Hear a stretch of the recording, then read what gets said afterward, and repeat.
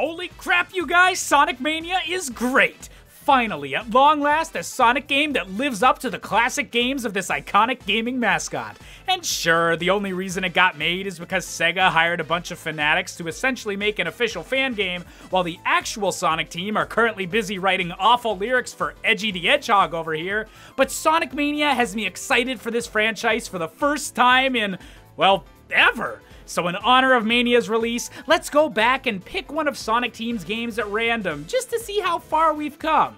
I mean, really, how bad could it be?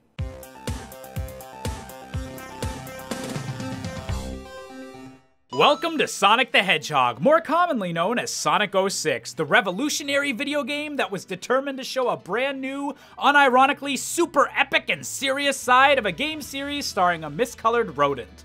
Look at how majestic this looks. Realistic trees, the castle from Twilight Princess, and yet, with all of this self-importance and seriousness, the O in the logo is still slanted to the side. That's totally the biggest issue with this game, and believe me, as the creator of Josh the Hedgehog, I obviously have the most graphic design sense of anyone that's ever lived. Ever. Would you like to experience hell on earth alone, or with a friend? Seriously, you want to put another person through this bullshit? Forget Mass Effect, these are the gaming moral choices that count, ladies and gentlemen. Look, I know everyone and their mother has pointed out that this game looks like something Square Enix would poop out after a night of heavy drinking, but come on! Come on!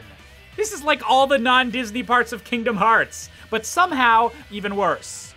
That should be impossible. Wow, that's weird. I actually have this exact same nightmare, stock monster sound effects and all, every time I try to eat Taco Bell before bed. Really though, that's such a cliche evil fire dragon design. Come on, Sonic Team, give me some classic Sonic villains. Give me some nostalgia. Give me some... You know, you could just put that version of Dr. Eggman away now. I don't want him. You've tainted him, you sick, twisted motherfucker. You finally found him? The Iblis Trigger? Well, congrats to you, buddy, because I'm Iblis triggered by this game. Look, if Sonic can scrape the bottom of the barrel game design-wise, I can scrape the bottom of the barrel comedy-wise. As if I totally haven't been doing that all along. Also, I love how Sonic rescues the princess and the Chaos Emerald and just leaves a crowd full of people and those priests Elise was with to apparently get murdered by Eggman. The dude introduced himself by using rocket launchers. What do you think he's gonna do with an arena full of hostages? Sonic's gonna finish Green Hill Zone for the 400th time in his career, pop open one of these things, and a dozen hideously crushed and disfigured civilians are gonna splatter out of it. Happy Soliana Day! Oh, you guys are cool with me having 40-second loading screens in between each joke, right? I guess that's one way to deal with the weird new YouTube algorithm. Alright, so continuing my pedigree of being a graphic design master, I just can't decide what my favorite thing about this game's UI is. Is it the lives counter being an entire third of the way down the screen instead of the top corner like any normal game would consider?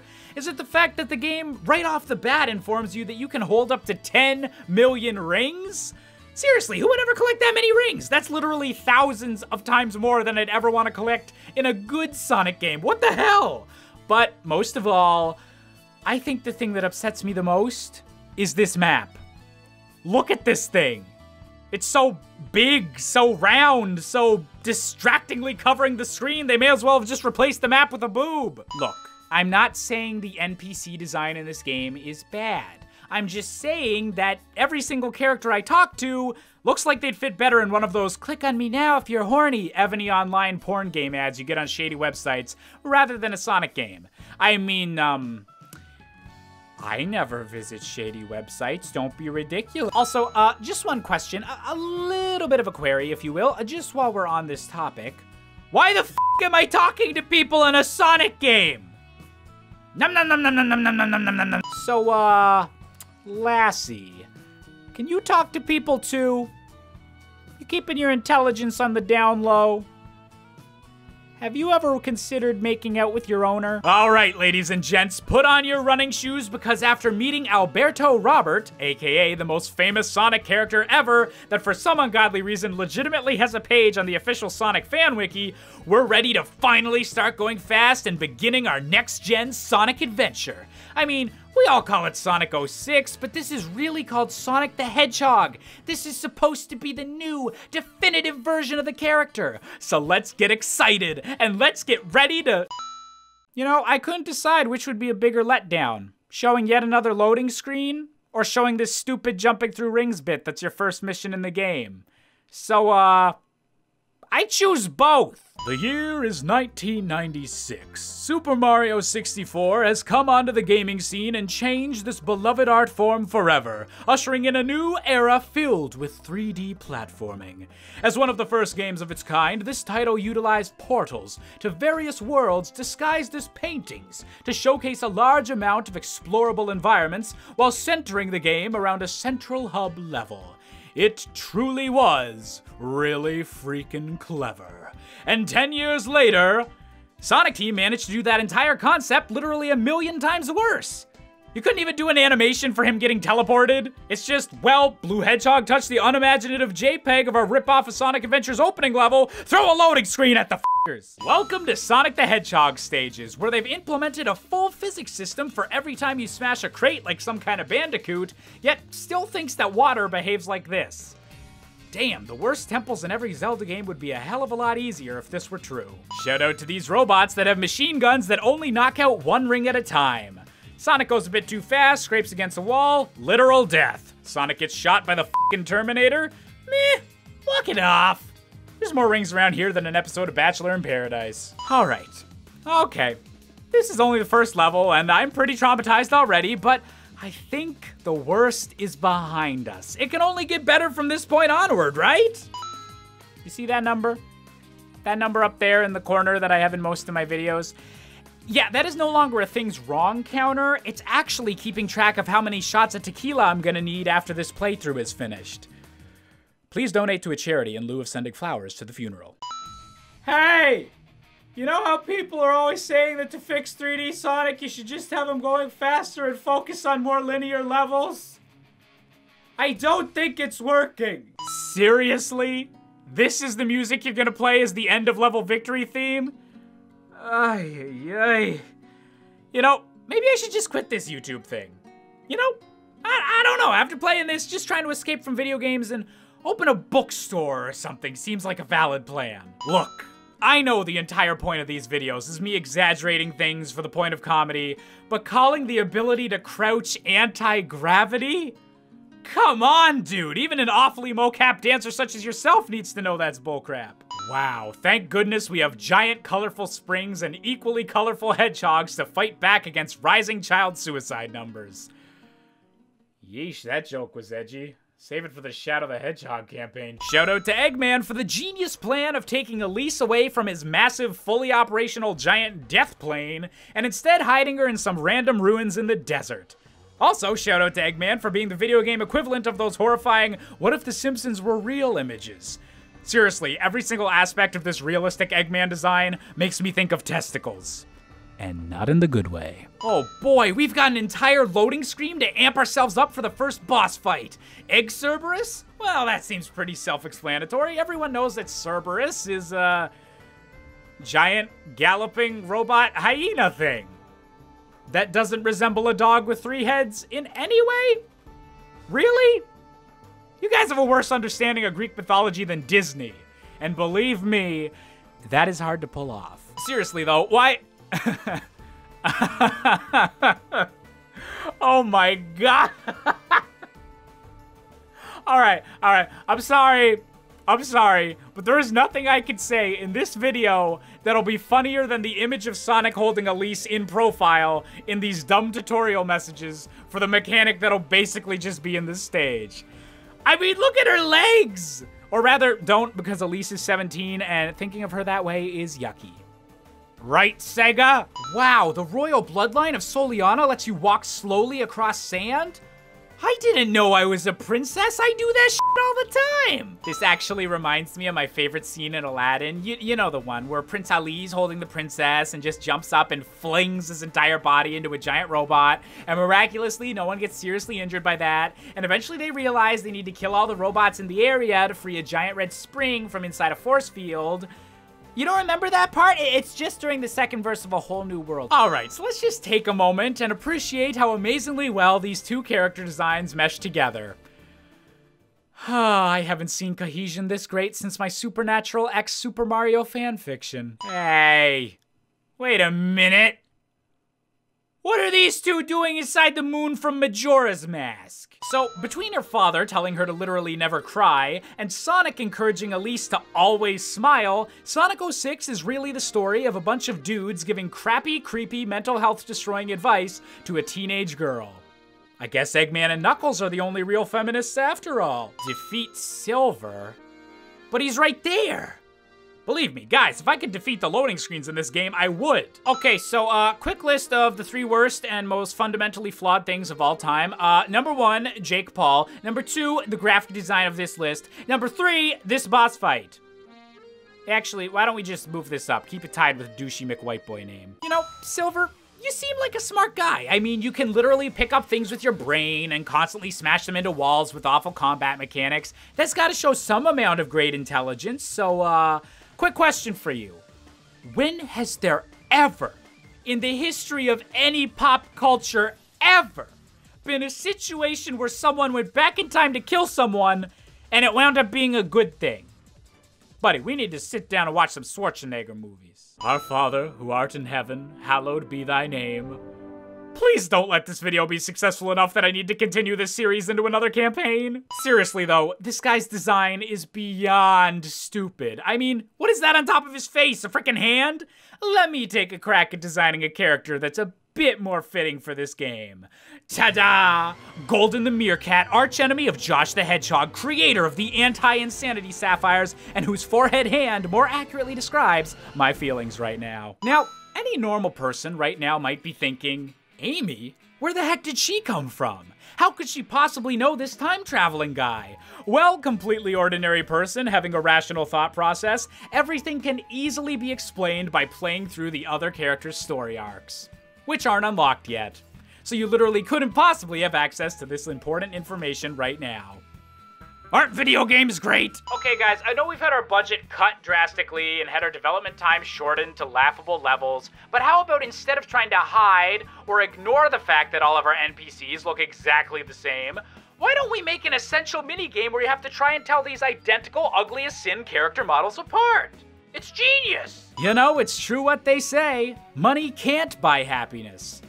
Seriously though, if I get hit carrying all these rings, millions of people are gonna die in the ensuing explosion of metal and wedding bands. Remember that weird era of Sonic games where Sega apparently got super embarrassed over the fact that their robots were so cartoony and replaced them all with super realistic Skynet-style androids, but forgot they were making a series about a fucking blue hedgehog and running shoes?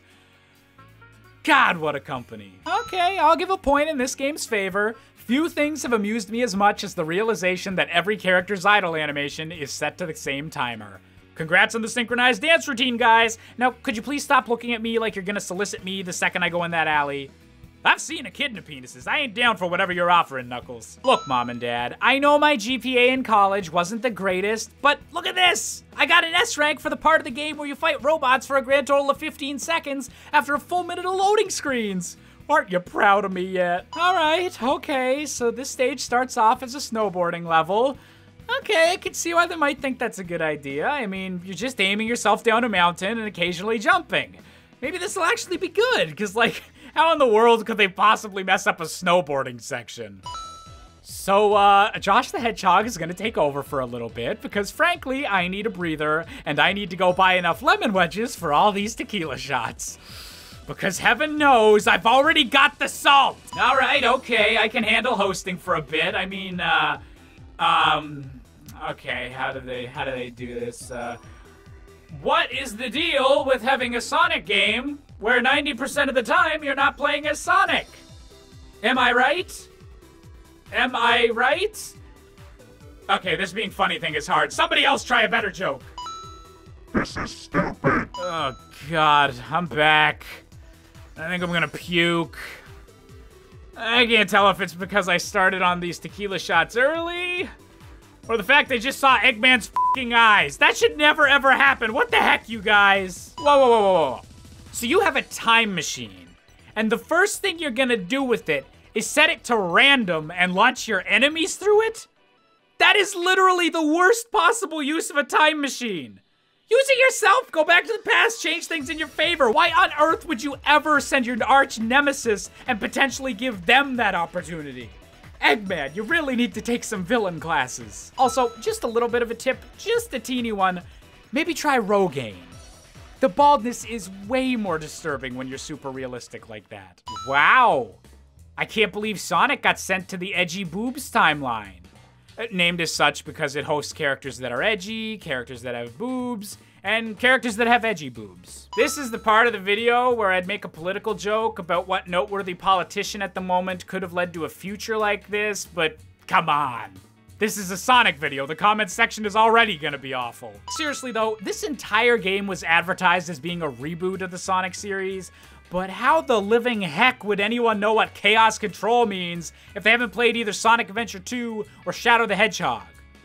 Why is Sonic continuity more messed up and convoluted than my love life? For the love of all the Hedgehog gods, no more snowboarding! Ah, so I see they made the very wise decision to change this level's enemies from the Skynet-style Eggman mechs to something more fitting for the Sonic franchise. AKA the Hellspawn from Dante's f***ing Inferno. So, the main thing I'm getting from this new apocalyptic future is that if North Korea ever decides to get super nuclear, it would be the best thing ever for Tony Hawk's career. Look, if they could pad out their game with all those boring side quests earlier, I can pad out my video by zooming in on an obvious testicle joke. Fair's fair. You know, thank goodness Solaris fried every living person in this city. Someone might have tried to steal my bouncy springs. Or my really fast conveyor belts that somehow boost me forward without me tripping over everything. Seriously, how do these things work? Look, I know none of us have ever been allowed outside the office and experience actual real-life weather for ourselves, but tornadoes can totally be sideways, right? This is an actual thing that can happen? You know, I'm actually impressed by this game's consistency in always interrupting any possible moment of good gameplay momentum with a loading screen. It's uncanny, really. Also, thank you. Thank you so much for teaching me the most fundamental techniques in the game during the 4th gosh dang level. Okay, everyone, final design meeting of the day. We've got to... Bobby, stop messing around with the physics engine. Bobby, stop throwing the cars in weird ways. Bobby! Screw it, just keep it in.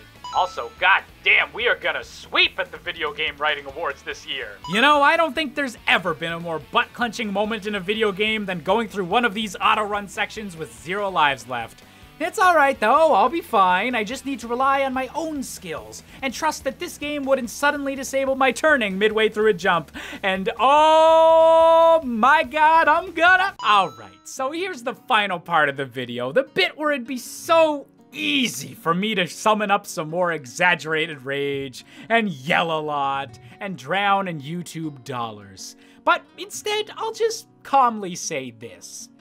This game is incredible to me. It is incredible that every single aspect of this game, from its art to its design to every single detail of its stories and characters, is nearly objectively bad.